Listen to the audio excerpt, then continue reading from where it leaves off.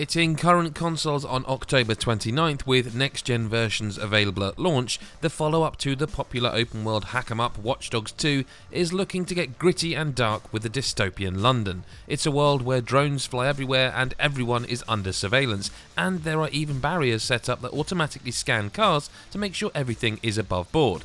It's a bit grim, all told, but there's also swearing grannies, so there's some light relief in there too. And while the PC specs were officially revealed in September, Ubisoft has updated them with a view to giving more detail on different setups, and the game is, quite frankly, a little bit demanding if you want to get the best visuals with ray tracing, etc.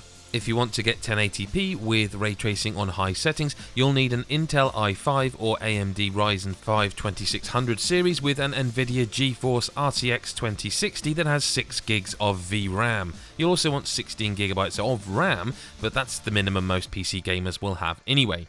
To push the game a bit more and go for very high settings at 1440p with ray tracing, you'll need an Intel i7 9700 or AMD Ryzen 5 3600 combined with the new RTX 3070 card with 8GB of VRAM, and the rest of the specs remain the same.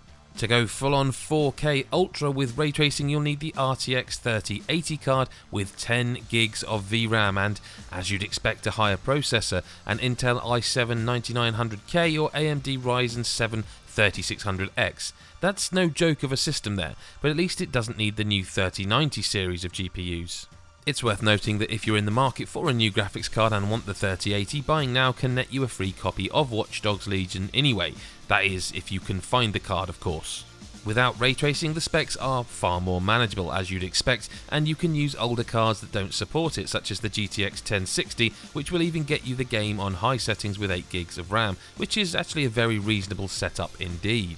Watch Dogs Legion also supports multi-monitor setups, has widescreen support, an uncapped frame rate, and will have a dedicated benchmark tool.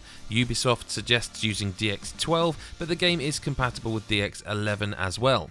And for more on Watch Dogs Legion and everything else in the world of gaming, head to NME.com.